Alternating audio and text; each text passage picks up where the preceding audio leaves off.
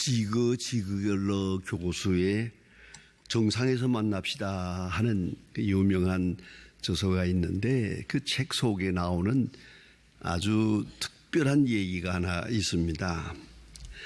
빅토 세브리아코프라고 하는 15살 난 아이가 있었습니다. 이 아이가 선생님으로부터 충격적인 말을 한번 듣습니다. 너 같은 전응아는 공부해도 소용없다. 이 말을 철석같이 믿습니다. 그리고 그런 생각합니다. 나는 전응하다. 전응하기 때문에 이렇다. 전응하는 나는 전응하다. 그렇게 무려 17년 동안을 삽니다. 완전 전응아로 자기를 그렇게 자기를 완전히 무시하고 또 다른 사람들로부터도 자기는 무시당해야 마땅하다고 그런 생각을 하며 전응아로 17년을 삽니다. 어떤 계기에 32살 때 IQ 검사를 했습니다. 지능 검사를 해보았더니 지능이 161입니다. 161이라는 사실은 놀라는 것입니다. 이건 천재입니다. 이제부터 나는 전응아가 아니고 천재다 하는 마음으로 살게 됩니다. IQ가 132만 되면 그 이상이 되면은 천재라는 말을 하고요. 그 유명한 멘사 클럽의 회원이 될 수 있습니다. 이런 지능 높은 사람들만 그런 모이는 그런 멘사 클럽이라는 클럽의 회원이 됐고 뿐만 아니라 멘사 클럽의 회장까지 했습니다. 여러분 이 극과 극을 한번 생각해 보세요. 전응아도 아닌데 전응하라는 말을 듣고 내가 전응하다 생각하니까 전응아가 돼버려요. 그렇게 무려 17년 동안을 살고요. 다시 지능검사를 해서 내가 전응아가 아니다. 지능 161이다. 생각하는 순간 그는 천재로 살게 됩니다. 자기가 자기를 어떻게 보느냐 하는 것은 매우 중요합니다. 남이 나를 어떻게 평가하든 말든 나는 여전히 나 자신인데 나 자신에 대한 평가를 내가 어떻게 할 수 있느냐. 그것이 내 운명을 결정합니다. 알버트 앨리스의 그 심리학자입니다. 정신적 건강을 위해서는 몇 가지가 중요한데 정신적 건강 그 중에 가장 중요한 것은 쓸데없는 비합리적 생각을 버리고 합리적이고 논리적이고 실제적인 생각을 해야 하고 그 앞에서 정직해야 한다. 그렇습니다. 첫째, 자신은 사랑받고 모든 사람으로부터 인정받아야 한다는 생각을 버리라. 여러분 한번 사랑받기 시작한다고 해서 일생 사랑받는 거 아니고요. 모든 사람으로부터 사랑받으리라는 생각은 잘못된 거 아니에요? 그럼에도 불구하고 사랑받으리라고 생각하는 데서부터 문제가 생기는 거거든요. 사랑받을 수도 있고 오해를 받을 수도 있고 잘못된 대접을 얼마든지 받을 수 있다는 걸 인정하는 것이 그렇게 중요한 거예요. 또 하나는 자신은 유능하고 완전하다. 완전으로 갈 수 있다. 그건 말도 안 되는 소리예요.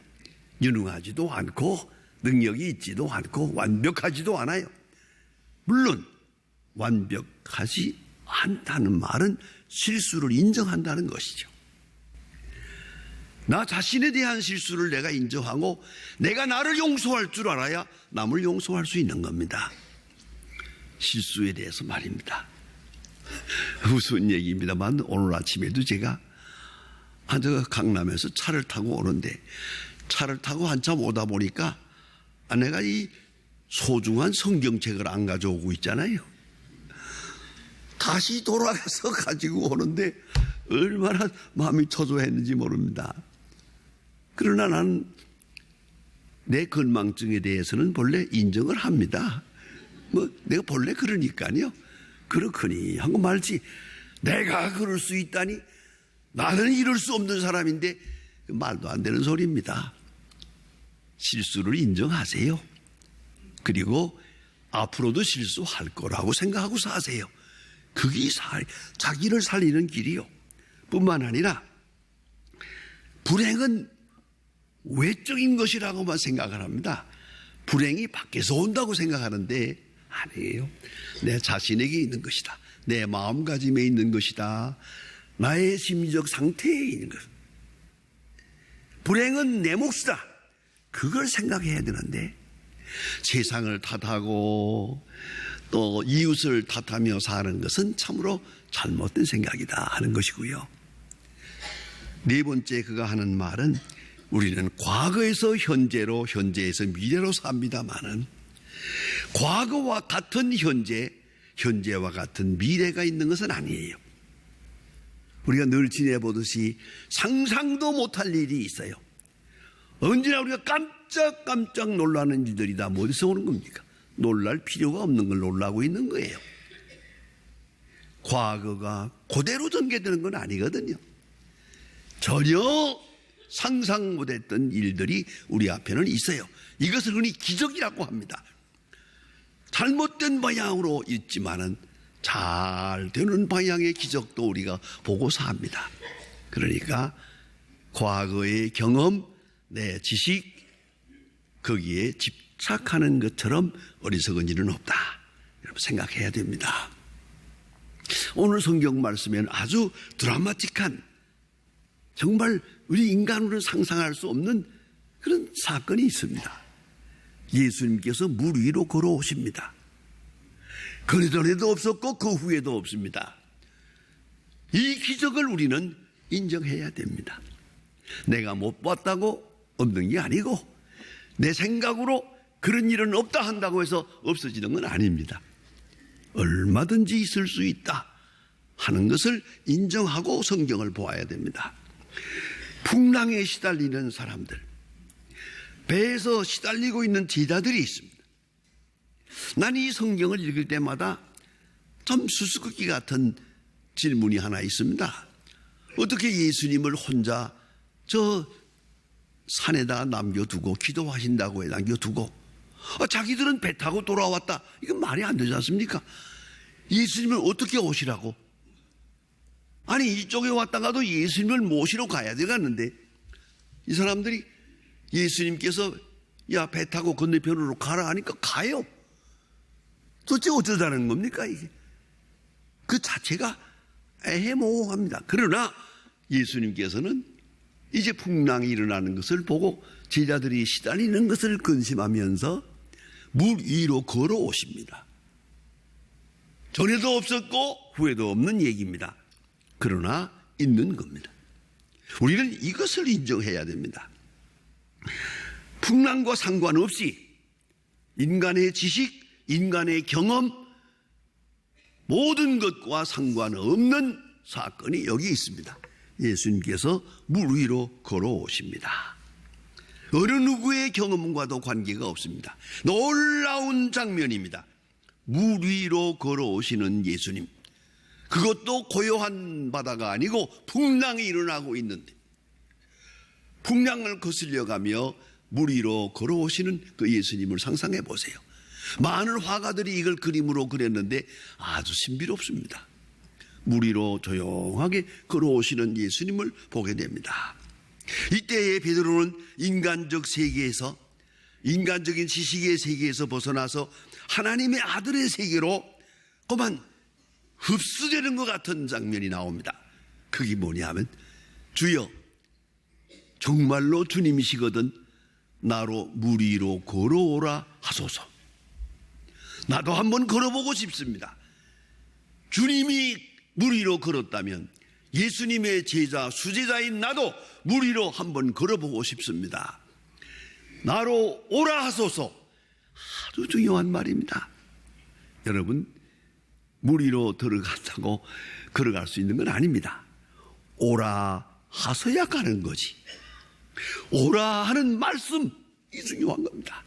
말씀에 따라서 기적이 있는 것이, 말씀을 떠나서 내 마음대로 하며 기적이 따르기를 바라는 마음은 잘못된 신앙입니다.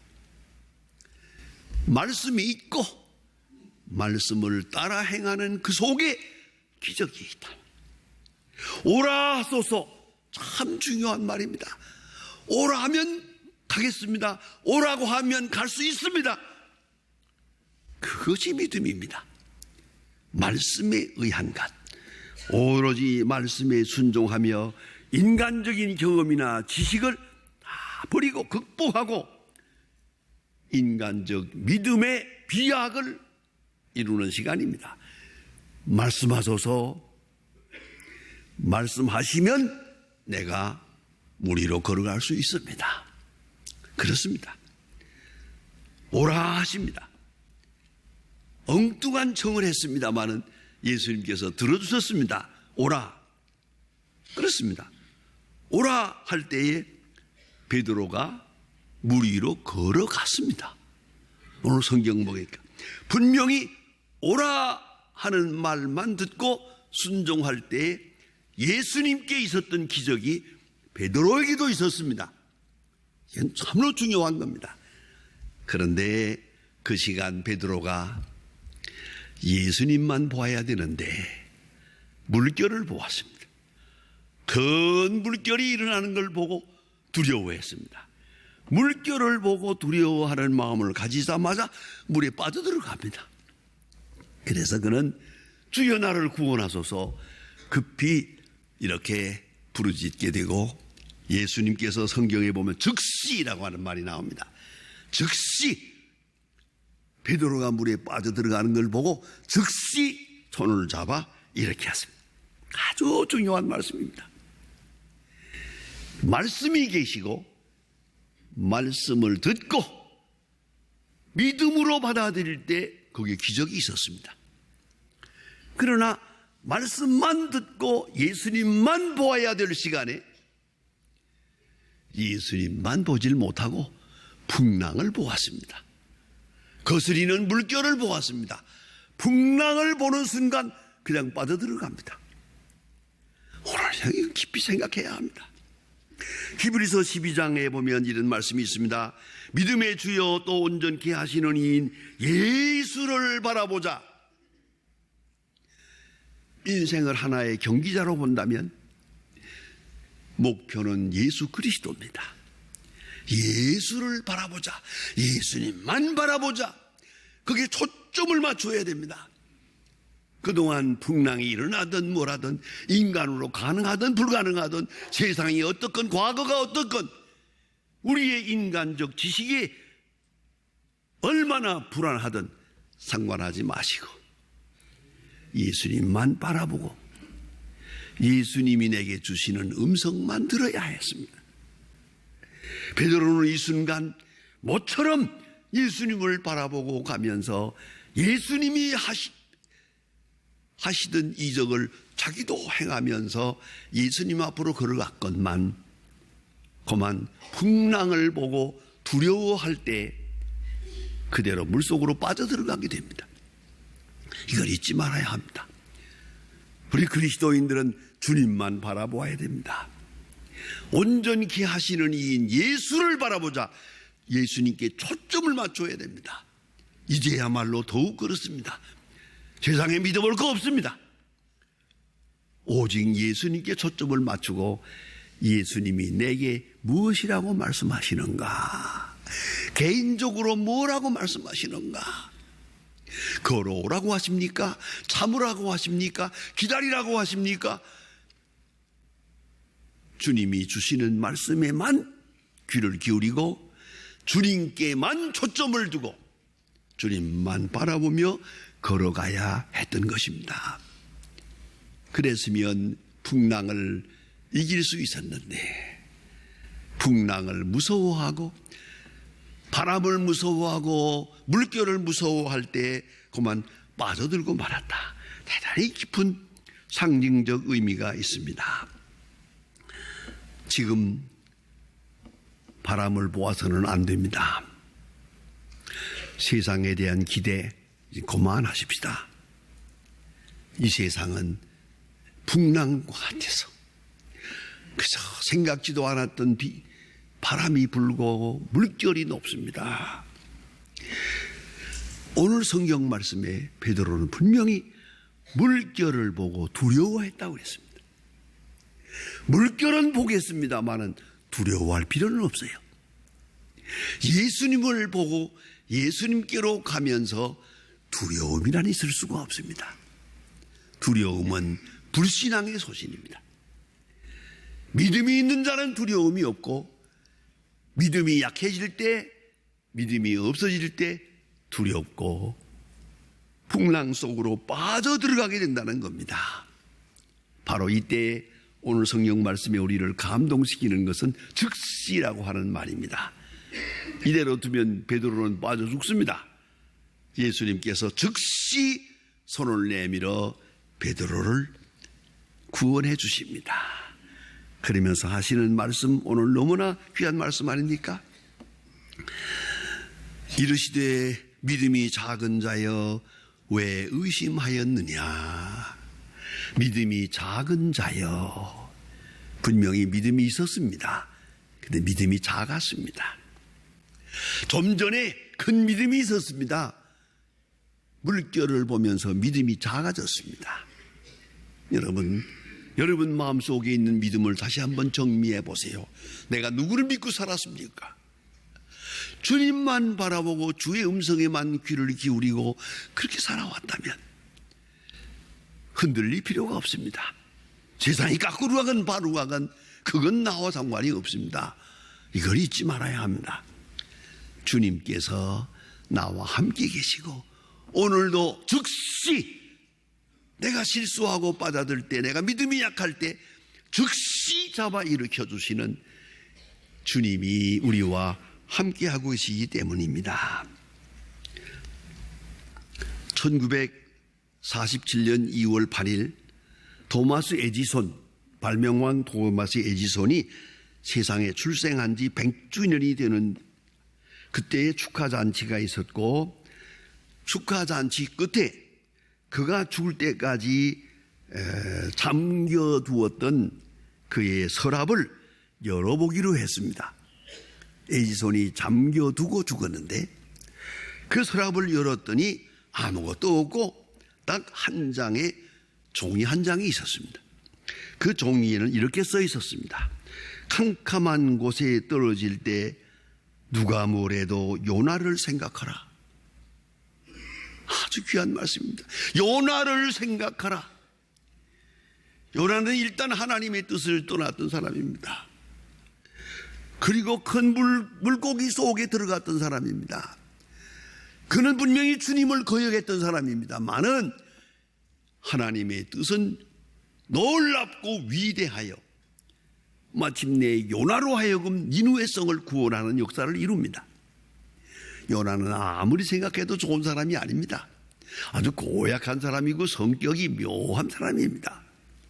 니느웨가 구원받기를 바라지 않았습니다. 망하기를 바랬습니다. 그러면서도 하나님께서 강하게 말씀하시기 때문에 다니면서 40일 후엔 망한다, 40일 후엔 망한다 하고 외치고 다녔습니다. 이 불성실한 요나, 이 형편없는 선지자, 이 사람의 입을 통하여 니느웨 성이 구원을 받았습니다. 요나를 생각하라. 얼마나 귀중한 말씀입니까? 언젠가 제 선배 되시는 황은균 목사님께 제가 물었습니다. 목사가 설교할 때 참으로 힘들 때가 많습니다. 그때는 어떻게 극복할 수 있습니까? 하고 물었더니 황은균 목사님 딱 한마디를 가르쳐 주었습니다. 요나를 생각하라. 요나 같은 못된 사람을 통해서도 하나님은 니느웨 성을 구원했다. 에디손이 그걸 깨달았습니다.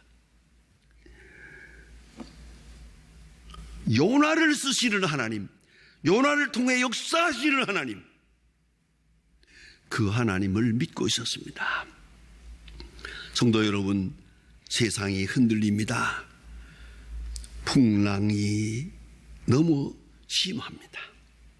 우리가 탄 배가 점점 작아 보입니다.